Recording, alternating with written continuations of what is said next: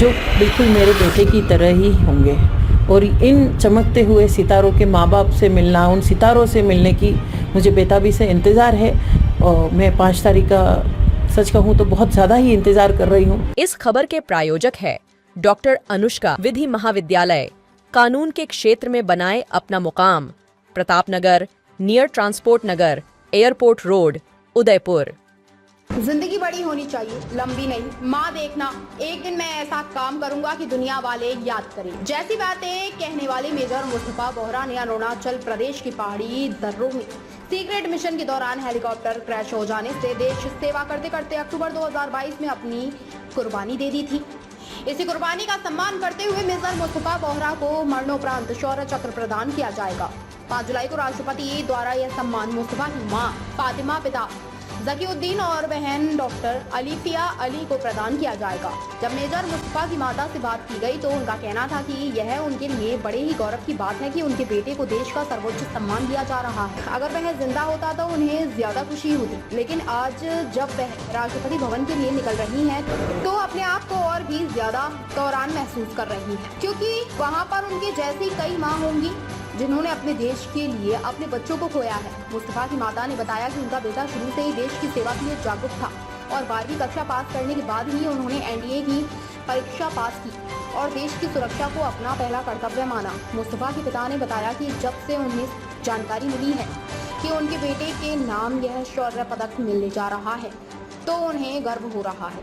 उनके बेटे ने देश के लिए अपनी जान कुर्बान की है। मुस्तफा बहुत आज्ञाकारी बेटा था। डिसिप्लिन नाम की चीज़ में बहुत कूट के भरी हुई थी। आज जब शौर्य चक्र मिल रहा है तो शब्दों में बयान नहीं कर सकता, इतनी खुशी हो रही है। लेकिन अगर वो होता तो खुशी दुगुनी चारगुनी हो जाती।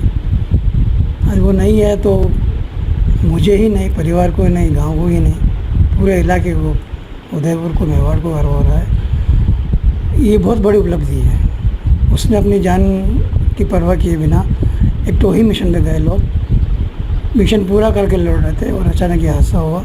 उसमें अपने बलिदान दिया, लेकिन जान माल की हानि होने को रोकने के लिए अगर वो चाहते तो कुछ और कर सकते थे, लेकिन देश को सर्वोपरि रखा और अपने प्राण न्यौछावर कर दिए।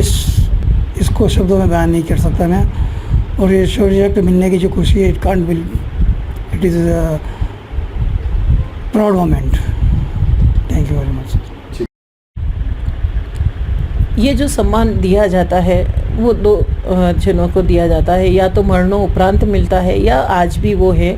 और उन्होंने इतना शौर्य, अपना एक इतना साहस बताया है देश को बचाने में। मैं ये कहूँगी देश को बचाने में। तो मुझे इस बात की खुशी है कि मैं अकेले ही नहीं, जब मैं राष्ट्रपति भवन जाऊँगी तो ऐसे बहुत सारे लोगों से मेरी मुलाकात होगी जो बिल्कुल मेरे बेटे की तरह ही होंगे। और इन चमकते हुए सितारों के माँ बाप से मिलना, उन सितारों से मिलने की मुझे बेताबी से इंतज़ार है। और मैं 5 तारीख का सच कहूँ तो बहुत ज़्यादा ही इंतज़ार कर रही हूँ कि जो अभी है उन सितारों से मुझे गले लगने का और मिलने का मौका मिलेगा। किस तरह की यादें जुड़ी हुई हैं? मुस्तफ़ा के साथ तो बड़े प्राउड करने वाली ही यादें हैं मेरे पास।